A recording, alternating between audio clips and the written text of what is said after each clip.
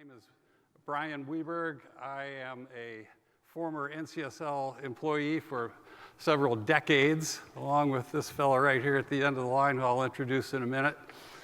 And it's my pleasure to be here today to talk about some buildings that we love and that we are taking great care of these days, as I learned when I toured around the country, taking photographs of them. I was fortunate enough, I retired from NCSL back in 2019, and NCSL would call me once in a while, would you do this little special project, or would you do this little special project? And I said, sure, I'll do that. And then one day they called and said, you know how to use a camera, right? And I said, well, yeah, I do. And they said, well, we've got this idea that NCSL should create a new collection of state capitol photographs for all 50 states. And I said, well, that's quite a big project. That's going to take years. And they said, yeah. I said, would you do it? And I said, well, I don't know. I'm retired. What the heck? But my wife had a more sound mind, Mary, who gave me a little nudge and said, you better do this. And I'm very thankful that she did, because it turned out to be quite an experience. And it's something that is a part of this program. Of course, we're here, as the title says, this is a capital conversation, preserving a legislative legacy. And I'd like to say it's also a capital celebration, because we do need to celebrate these buildings, and there's some people up here who do that and have done that professionally for many years. And so I'm really pleased to get this program going. We're going to try to wrap it up in the hour that's been allotted to us to hold this conversation. As I said, the session has its roots in that photo project that was conceived way back around the end of 2021 and was concluded just earlier this year. I have a little prop here that I also want to just show you, and we'll talk about it at the end of the program, but there is a book, the State Capitol Photo Book, and you can get your very own copy starting tomorrow in the exhibit hall. And you can get it with a custom cover for your state. This happens to be the Massachusetts version. So I hope you'll take a look tomorrow and check them out, because they're pretty cool. So our goal is to recognize these great buildings that you all work in, to discuss them a little bit, to celebrate them, and because these are the places that are dear to our hearts, and they're really crucial to the fabric of American democracy. And I think that's going to come through the presentations that we have today. So we're going to tell some stories. We're going to share some experiences that these fine folks have, and we'll have that conversation. So I encourage you to join in when we get that chance. And because of the fine folks back in the streaming crew have reminded me, let's make sure we use our microphones whenever we're speaking to the group. We appreciate that. So many thanks to the streaming crew. Many thanks to Matt over here on sound and AV, who's been fantastic helping us get set up. These are our experts. I am not. I just take photos these days. But I want to introduce our panelists, and then we're going to get started with our presentations. To my far left, my friend and colleague of many decades at NCSL, my mentor, I think importantly to say, who taught me a lot about the places that you work in. And I couldn't have done my job without having Carl along for the ride. So when he resigned from NCSL, it was pretty clear signal to me that I ought to be thinking about it too. So it wasn't too long before I hung it up myself. Carl was with NCSL at the very beginning, as some of you learned earlier this morning at the 11 o'clock session. He is our professor of political science, was at NCSL. He was the rudder that kept us on the straight and narrow and helped us make sure we were using legit methodologies and big thinking about state legislature. So we're excited to have Carl here. To Carl's right is Andrea Agert, and I said it right. I've been practicing her last name. But Andrea is with the Illinois General Assembly, and she is the architect of the Capitol. And I'll tell you what, I didn't really appreciate what that title meant when I first read it, until I ran into her one day as I was running around with the cameras, and she came out of the construction site with her hard hat on, and I got a feeling that her job was a pretty big deal, and it is. She and her office of the Architect of the Capitol are responsible for the long-range planning for the Capitol, for its renovation, restoration projects. It's a pretty big portfolio. And so we're very excited to hear stories about the recent renovations that were done, are being done still in Illinois on the North Wing and to the Senate chamber and so forth. Some great stories. Looking forward to that. And finally, Tim Sakarik here is the Chief Clerk of the House in Oregon. I will say that it is the one state I did not photograph, and you're going to find out why. And Tim's been the chief clerk for 10 years, and before that he was with the Washington House for 13 years as a senior counsel. And he has got some pretty remarkable stories to tell about a project that is just audacious, I think, is one of the words we could use about that. So, and finally, when we get done with those, we're going to invite you all to tell some stories about where you work and live and what's going on, or maybe you have some questions for the experts, which would be awesome. And then I'm going to bring it around full circle again, tell you a little bit about the details of the photo project, which is the way this session has been billed, so I think I need to do that. And we're going to conclude with a video. I'm going to take you on a little trip with me through the places that I've been for the last 2.5 years. So I hope you'll stick around for that. So without any further ado, I would like to turn things over to Carl Kurtz. Thanks, Brian. So I view this session, I think of it as a meal, and I'm the appetizer, and you're going to get these main dishes from Andrea and Tim, and then Brian's going to serve up dessert at the end. So I'm going to try to be light and quick through the whole thing and give you a mini tour of some aspects of our capitals in America. And I want to say, like Brian, I'm not an expert, I'm not an architect, I'm not an architectural historian. I'm an enthusiast, a geek, a state capitol junkie, who through my career with NCSL, I had an opportunity to visit all 50 state capitals. And it was kind of a hobby of mine when I was traveling abroad. I got to 50 other parliamentary meeting places around the world. So most of my learning about this is book learning or just my personal experience. And I also want to say that on my first visit to a state capitol for NCSL 53 years ago, I learned that the only correct answer to the question, what's your favorite capital, is the one in the state you're in, because everybody loves their capital and thinks it's the best. So since we're in Boston, I'm leading this presentation with Massachusetts' beautiful Charles Bulfinch designed State House. And the title of my presentation is Temples of Democracy. Now, the title Temples of Democracy is not original with me.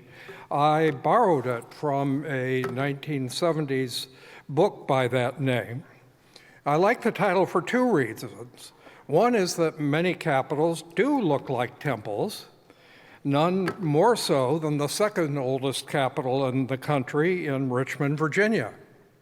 Thomas Jefferson designed the Virginia Capitol after a Roman temple, the Maison Carrée, in Nîmes, France, which he had seen during his time as American ambassador to France. More importantly, though, I love the term temples of democracy because to me, our state houses are sacred places, a kind of civic church.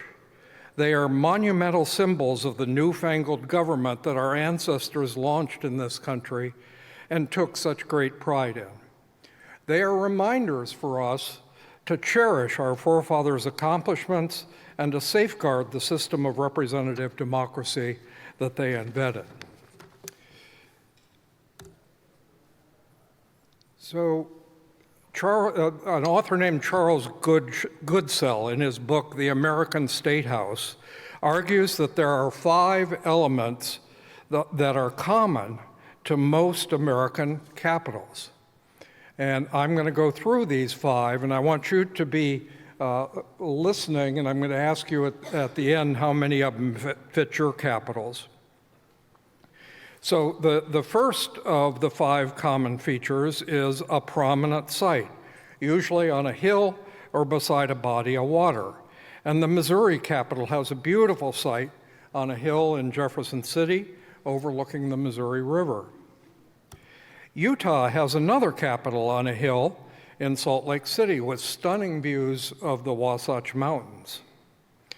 Vermont's capital is highly visible on a hillside as you enter Montpelier from virtually any direction. Yay, Green Mountain State. Tennessee's capital is in the middle of the city, but it's the highest point in downtown Nashville. The second common feature is park-like grounds, and I've got several beautiful examples here. Augusta, Maine, Pierre, South Dakota, and Olympia, Washington. The third common feature has a big word in it. Cruciform means shaped like a cross. So look at these photos captured by Brian Weberg's drone that he flew around capitals for his photography. The Oklahoma Capitol in Oklahoma City, see the cross there, and South Carolina's Capitol in Columbia, both of them with pointed domes. The fourth common feature is a temple front. You already saw Virginia. There's also West Virginia, the Capitol in Charleston. This photo of the Mississippi Capitol in Jackson shows all the details of the grand pillars. And then California's Capitol in Sacramento, which to me kind of screams, take me to Greece or Rome. And then the fifth common feature, and my last one, is a rotunda. A rotunda is a round interior space underneath the dome, like this one in Atlanta, Georgia, or this one in St. Paul, Minnesota, where if you were at the morning session, you saw in the video honoring the Speaker Emeritus there, a stunning overhead site with the coffins there. So how many of you would say that your capital has all 5 of these features? Anybody? Okay.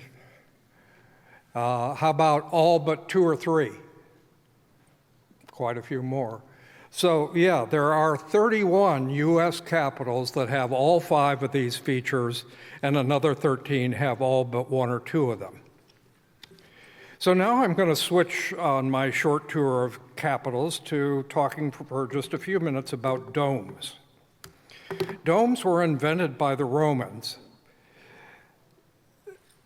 but were invented before the Romans, but Roman engineers were the ones who perfected this ancient physical form. The most famous example of a Roman dome is the Pantheon, with its oculus, or eye, open to the sky. Thomas Jefferson loved low domes and used that form in his elegant home in Monticello. And he wanted a low dome for the design of the new US Capitol that he initiated in Washington. And the architect, Charles Bulfinch, the same architect as the Massachusetts Capitol, gave the new nation this version, which was completed in 1827. Now, here are 3 of the most famous domes in the world. I'm wondering if you can identify them. The hint in the one on the left, there are 2 of them, the cross on the top and the Latin inscription at the bottom of the photo. So who knows what that one is? St. Peter's, right? Probably you were muttering that and I couldn't hear you. St. Peter's was designed by Michelangelo in 1547, but not completed until 1590, a quarter century after his death. On the far right, another church, St. Paul's Cathedral in London, designed by Sir Christopher Wren in the late 17th century. And then the one that needs no introduction in the middle, the U.S. Capitol. So Bulfinch's original U.S. Capitol that I showed in the previous slide was replaced in 1863 with this now familiar shape designed by Thomas U. Walter. His models were the domes of St. Peter's and St. Paul's, so it's no accident that these three look so similar. And this design of our nation's Capitol dome influenced the design of many state capitals that were built right after the Civil War. And I want to pay homage as well to some of the capitals without domes. William Seal, in the book Domes of America, says, "To Americans, the dome announces the presence of a government as clearly as a steeple proclaims a church." So let's look at some of the various forms these domes take. Starting with the oldest capitol in the country in Annapolis, this state house was first occupied in 1772 and was home of the Confederation Congress under the Articles of Confederation. The dome of this building is a series of 3 telescoping octagons made of wood and was not completed until 1788. Minnesota's dome in St. Paul is in the classic style of the U.S. Capitol. It's instantly recognizable by the gold statue of a 4-horse chariot at the base of the dome. The Iowa Capitol in Des Moines has not 1, but 5 domes, which is unique among American capitals.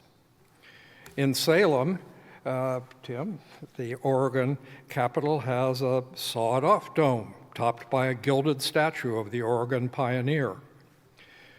Nevada's Capitol in Carson City is an example of a cupola-topped building that is, strictly speaking, not a dome, but serves much the same purpose of adding decorative height and presence.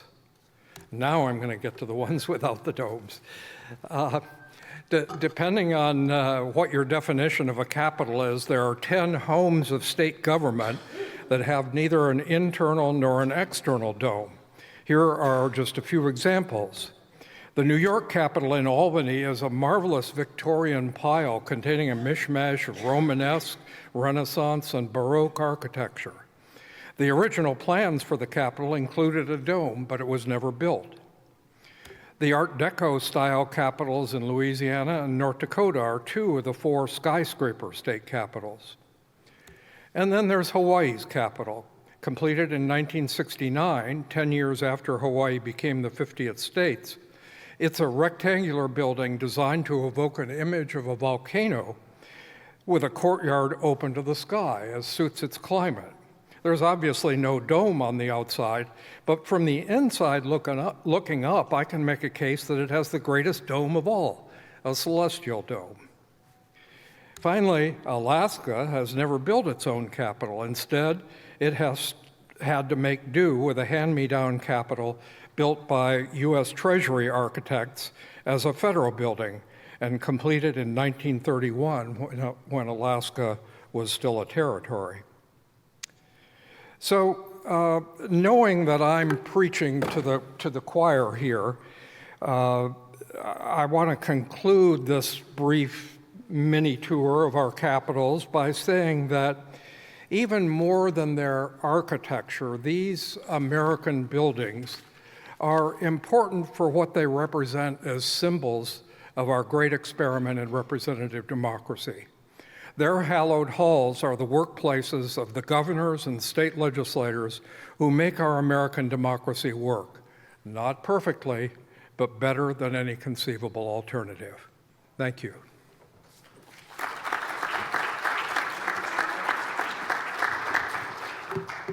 Are there any questions for Carl as we transition? Otherwise, we'll get to Q&A later. Anybody? Okay. Well, then it's my pleasure to move on to our two kind of case studies, if you will. So I hope you'll welcome Andrea Eggert here, who will tell us a little about what's been going on in the beautiful town of Springfield and one of really the most beautiful buildings in the country. And don't ever ask me which one's best, but as Carl says, but you got to go see Illinois, that's for sure. So please go ahead, Andrea. Thank you, Brian.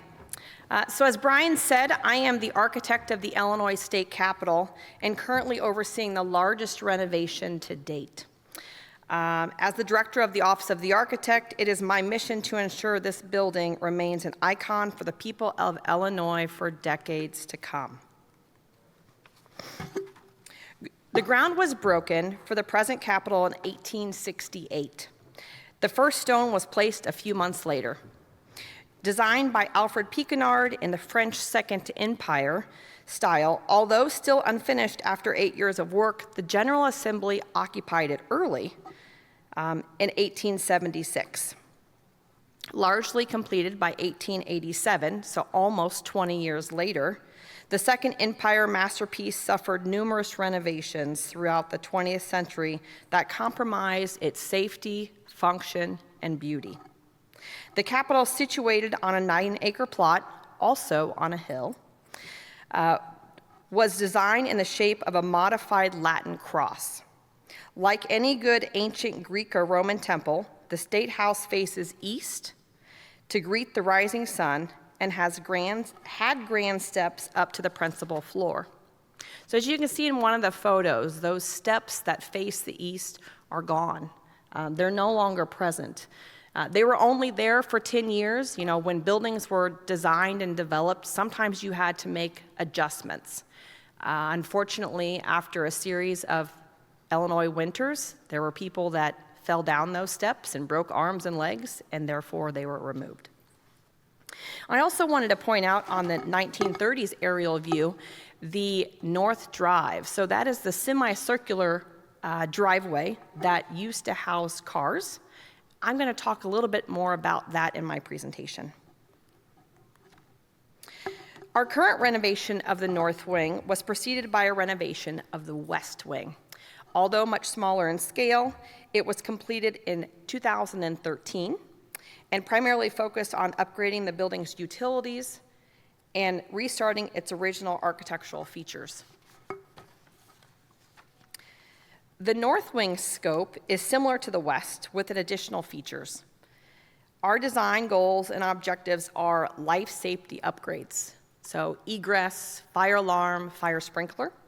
When we're finished with this renovation, our Capitol will almost be completely sprinkled with fire sprinklers, which are so important because just like we saw in Notre Dame, anything can happen to one of the buildings we cherish.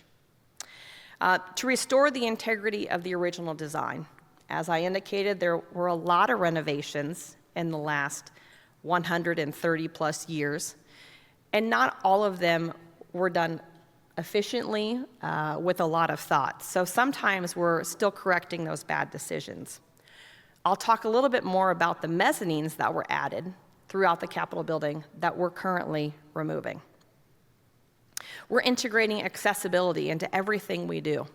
This is from restrooms, doors, door handles, the way people enter and exit the building. We want to make sure that if you use a walker, wheelchair, or cane to get around, that our building is fully accessible to everybody. This also includes our entrances. The state of Illinois made a promise to the Department of Justice over 20 years ago that we'd work on this, and we're slowly getting there. The requirement is 60% of your entrances to be accessible, and we are at 50% currently. We're providing a new north entrance. The primary reason for this is to accommodate security in that north drive. So the cars up against the building were really frowned upon by our security consultants. So we've started to move those vehicles away. To update the mechanical and electrical systems. We were to a point where we were no longer doing maintenance, but responding to daily emergencies of failures because the stuff you couldn't see behind the walls had outlived its lifespan. We are expanding Capitol space into a new underground conference center. We frequently are asked by the public for additional space for them to be able to use, and in the past, we had nothing to offer. Our hope and goal is that long-term, we'll be able to accommodate those outside groups, especially kids who want to learn more about government. And then to provide additional underground parking. So with the removal of that north drive, we had to make up for it somewhere else. This is the overall scope of our project. We're spanning close to 3 city blocks along a road that's called Monroe Street. You can see in the gray, that's our new underground parking garage that will hold 440 vehicles. It will have a direct connection both into where the majority of the legislative agencies work, and that's either the Stratton Building or the Capitol.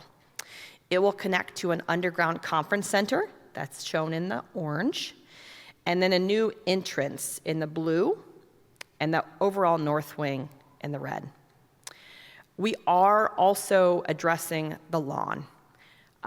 Again, previously, we had sidewalks that would allow any vehicle to drive up onto the lawn.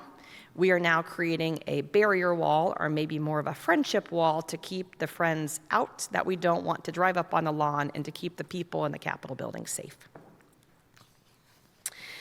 This graphic represents the mezzanines. So someone had the brilliant idea in the late 60s, early 70s to add mezzanines into our State House.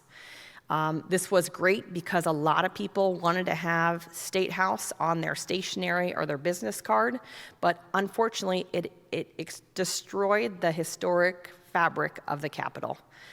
We are now in the process of removing those mezzanines, removing any acoustical ceiling tile or any non-historic elements that exist in this wing, just like we did in the west. Our scope for the north wing includes a renovation of the attic and from the 6th floor down to the existing basement. And then we do have, over on the far right, this is our road that's out in front, and this is the existing basement. So again, we're making sure we have that accessible path for everyone to enjoy the building.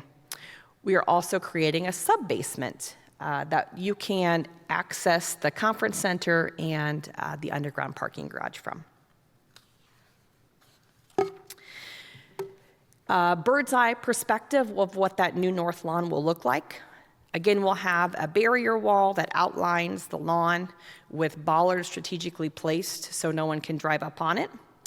We will have a strategically placed a lip sidewalk that allows people to navigate between our historic trees and reach that upper 1st floor to enter into the building. We also have a plaza that will be utilized for member events or constituent events if needed. This is the Illinois Senate. Nestled on the 3rd floor of the north wing is the Senate chamber. The image on the screen is from 1905. The chamber has changed significantly over the last 138 years. As a part of the current renovations, the Senate had to hold their session in an alternate location for 30 months. The body recently reoccupied their house in January of this year. One of the largest changes to the chamber during our current renovation is the reinstallation of the decorative ley light.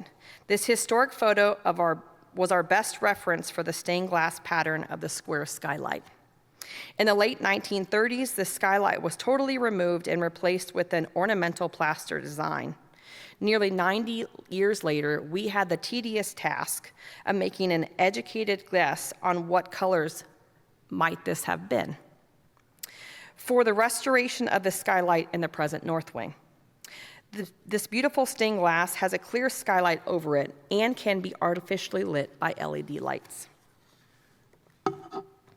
A local artisan from Springfield did a remarkable job reproducing the 1880s era design. It is made up of over 6,500 pieces of stained glass in 84 panels.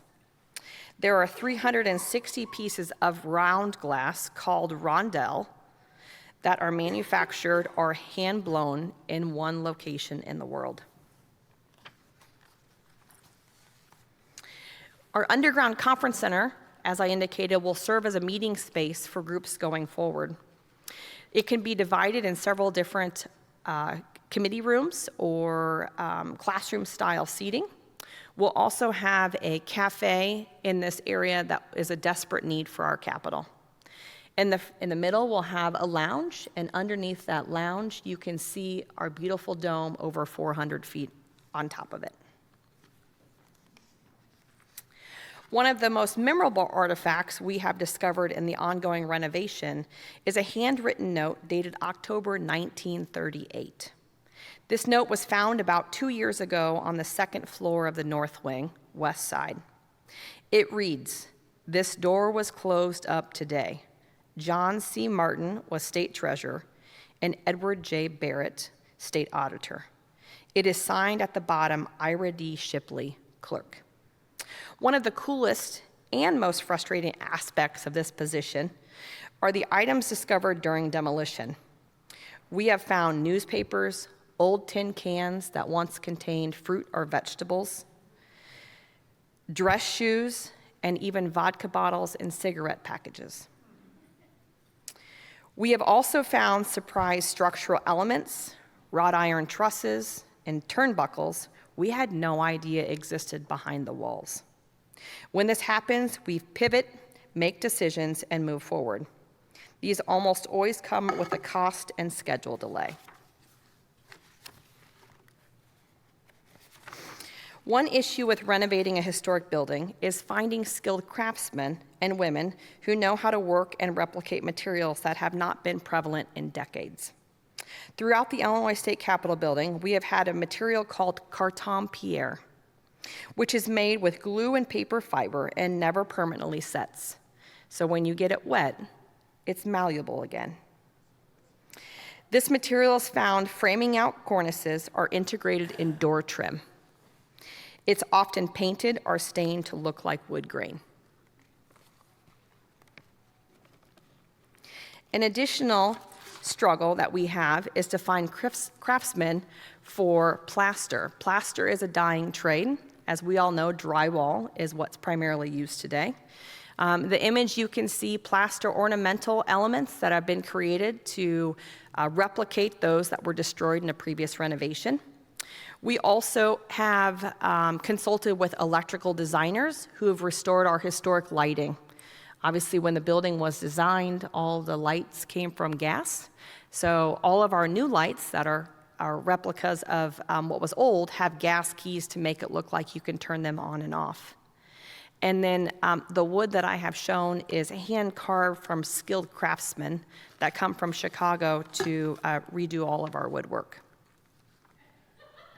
The Illinois State Capitol stands 361 feet tall and towers over the central Illinois town of Springfield. Our current renovation started in summer of 2021 with 4 significant phases.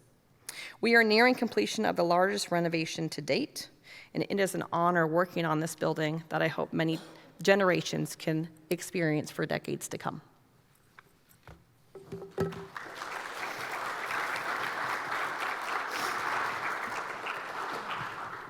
Thank you, Andrea. I called the Oregon experience an audacious experience, and I think I undersold yours a little bit because that's some crazy stuff that you're doing there. Any questions for Andrea before we move on? So much going on. There is a question over there, and we need to get a mic to you. Do we have? Well, but it won't get picked up by our folks. We don't have any NCSLers here running mics. If you'd come up to this one, that would help our online audience, who we welcome and say hi. Thanks for being here. Yeah. I think it's good. Okay. Well, yes, it is. I'm Bev. I'm from Colorado, and I've been to your Capitol, and it's gorgeous. I was curious about those when you were like, oh, this never fully sets, right? You're like, I wonder what extent, when you're preserving history, like, are you going to still use the mold, or are you just going to, like, use wood that it's supposed to look like, you know, just sure. What extent do you preserve that and just be like, this is going to fall apart again? Yeah, absolutely. So we try try to restore everything that we can. In that situation, we will replicate that Carton Pierre. So we will either get those areas wet again and reapply them, or we'll make a mold out of an area in the Capitol building that's still in great condition. We'll then remake that Carton Pierre and reinstall it. So we try to use original materials as much as possible. Great. Thanks for the question. Any others before we move on? Well, then let's do that. And thank you, Andrea. And final presentation before we take the thing full circle here is with Tim, and a story about what's going on in Oregon that prevented me from going there. And it's quite a story. So let's turn it. Happy to do it, and I have about 9 slides. If we can get that presentation up. Oh, it's on the desktop. Can you click it in? There's no cursor. Yeah.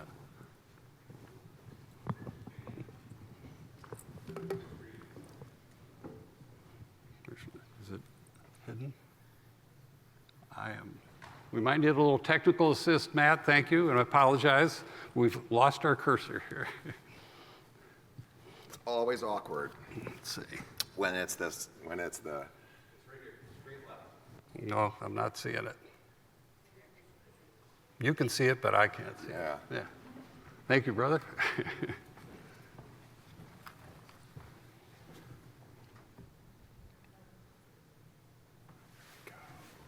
There we down. go. Oh, there it is. It was hidden in the white. All right. You good? We're good to go. Thank you. Thank you for being here, everybody. I'm Tim Sakarik. I am the Chief Clerk of the Oregon House of Representatives. And I think I was put on this panel to demonstrate and show why Brian couldn't get into our Capitol and take those fantastic pictures. So I'm happy to do that for you today. I have 9 slides that'll go through sort of the experience that we've had in Oregon renovating our Capitol. And it's going to be at a very high level. And I think one of the more interesting aspects of it has been the politics behind it. How do you get a small state to spend $500 million on a building? Particularly since we've had about 16 capitals in our history. We have a pretty bad record of burning them down. And so, what justifies it in this particular case? And so that's an actually interesting story. It's not exactly the presentation.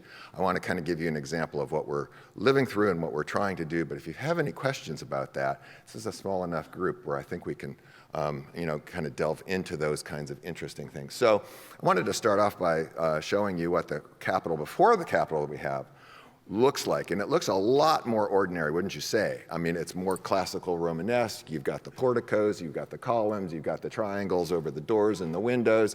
You've got a normal dome. It was made out of copper. And it was built in 1870, as it says. And so there was no electricity at that time. And it was lit and heat with just open flames.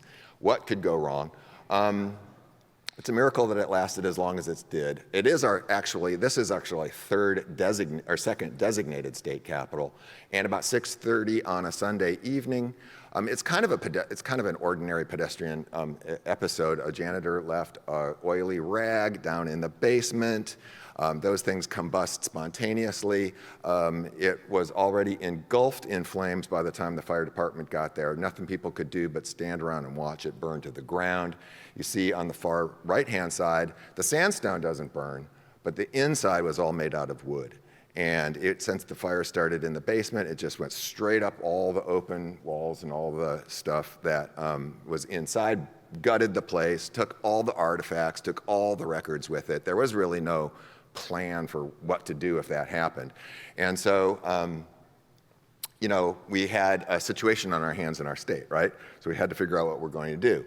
We built this. And what I mean by that, if I can get a cursor, if you can kind of see, well, it's the building in the center of it. So between 1935 and 1938, we put this Capitol on more or less on the footprint of it's in a park.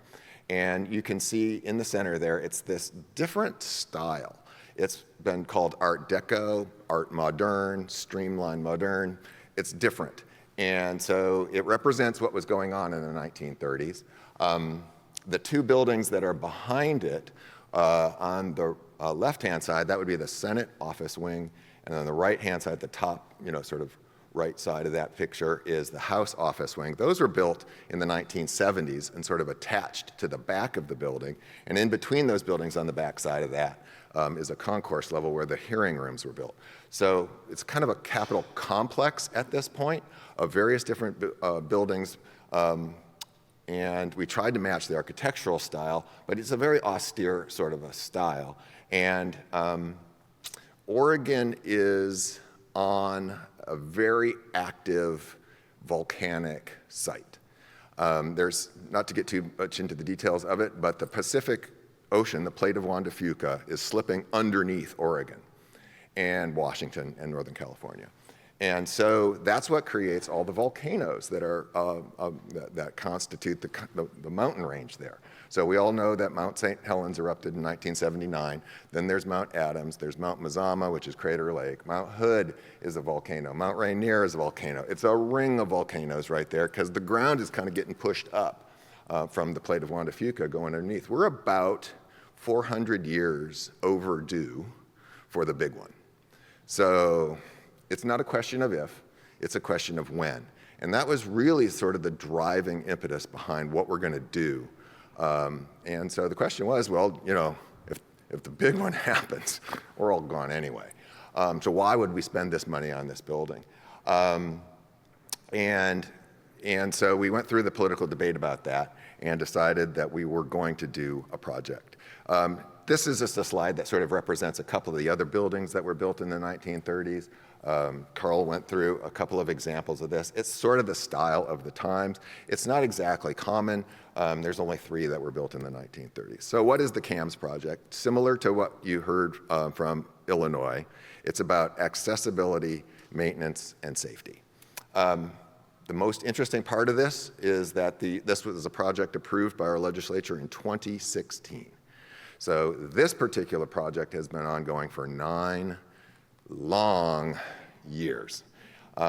It just seems longer because it is. Because in 2013, there was a project called OSCAR, the Oregon State Capitol Renovation Project.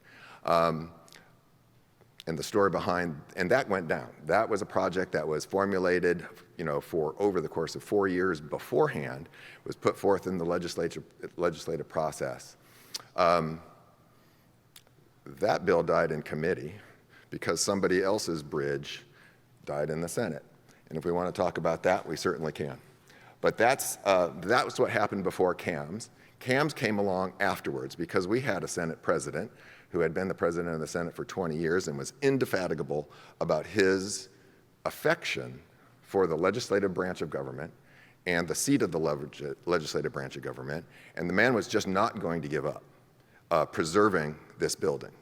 And so the CAMS project came along in the wake of the demise of the OSCAR project, and it has been in 3 phases. So instead of building a renovation project that would have been about $300 million in 4 years, it's been about $600 million in 9 years, but we're still doing it. So never give up, I guess, is the moral of the story there. So as you can imagine, it's about accessibility, mechanical systems, and safety. I don't know if you really saw this, paid attention to it at the time. This slide shows that on either side of the Oregon State Capitol are basically city streets. So there's really no perimeter around this place. And so when you think about that in modern terms, getting buildings that close to the street where cars and trucks and other kinds of things and people with malicious intent could be, you have to sort of do what you can. And they've asked me not to talk about that too much, but just as a say that that was one of the goals, was to recognize that this is a different time, that there are different concerns, and we're going to do what we can to address those concerns. But mostly what you would imagine. So here's our 52 miles of this and 139 miles of that, because the building was built in the 1930s, and it didn't have nearly enough mechanical systems to support the population of the people inside the building, all the computers, all the things that we rely upon. So the electrical system needed to be redone, the plumbing. I suppose all of us who work in these old buildings have those jars, where they take the water out of the plumbing system in the wall, and it's all like brown and stuff. Maybe no, nobody, just me. Erica, okay, Kentucky. So I have one of those in my office too. So you wouldn't drink the water out of the building. It was just gross. And so we had to do all of that stuff. So it's a lot of stuff behind the walls, and you look at it and you go, you spent what on what? And it's not really obvious what we did. Some of it's just not stuff we're going to talk about, and some of it's stuff you're never going to see because it's behind the walls. But the process of doing this, like I said before, included the concept that we were renovating to protect ourselves from earthquake and seismic events. And so to do that, we basically lifted the 1938 building, not the House and Senate office wings. We lifted it up and put it on what I call airbags. Now, they're not airbags. We can get a little bit to that. And so how did we do that?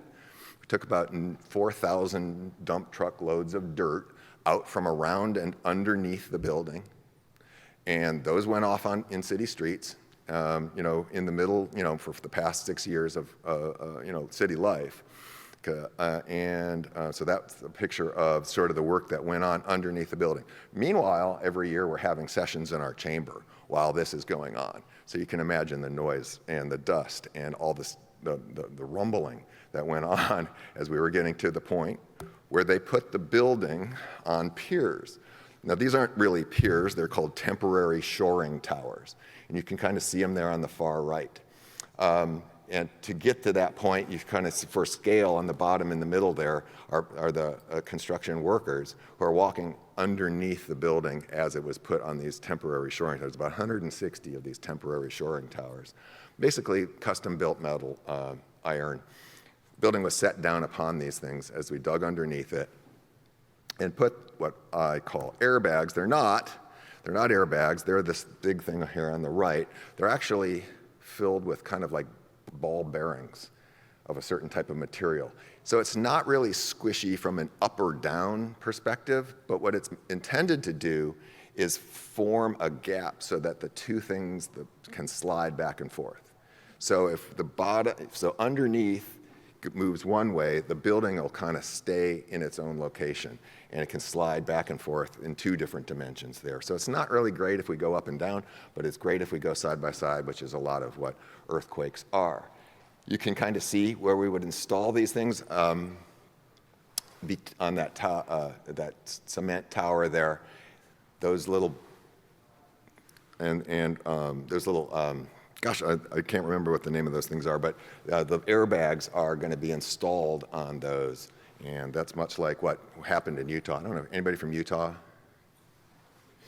Utah did this several years ago, and they have a great, if you ever get to the Utah Capitol, they have a great place in their basement where there's windows where you can basically see that construction, and I think I've been lucky enough to do that. I recommend everybody do that. So when we get done with it, there's going to be a lot more useful space in it. We will have a public cafeteria. We will have some more hearing rooms, and we will have some more common area for the public to use in our building. That's my contact information if you have any desire to find out more information about that. I think we have about 10 to 15 minutes remaining for questions, and I certainly hope that this information has been useful to you. Please contact me if you'd like. Thank you. Thank you, Tim. I'd like to welcome our panelists back up front. We thank you for letting us sit out in the audience with you and watch the slides, because when you're up here, you can't see what's going on. So it's a little helpful to be out there. Well, let's spend a few minutes in Q&A and conversation, because this is a conversation as billed. I'm curious, how many of you are from capitals that have recently or are now undergoing some kind of renovation project? Wow. This does not surprise me, because in my travels around the country the last couple of years, boy, did I run into a lot of it, and I had to do a lot of workarounds, scaffolding and other kinds of things. Let me start with just, does anybody have any questions of our panelists about what about these projects, about what they've done or how they've done it? Yeah. Thank you, Erica, and thanks for coming up to the mic. One question I have for both Illinois and Oregon. Are you all still operating sessions, for example, in the chambers, the original chambers, or have you had to move for different parts of the renovations? Sure, I'll go Yes, you should. I'll go first. Mike, number 2.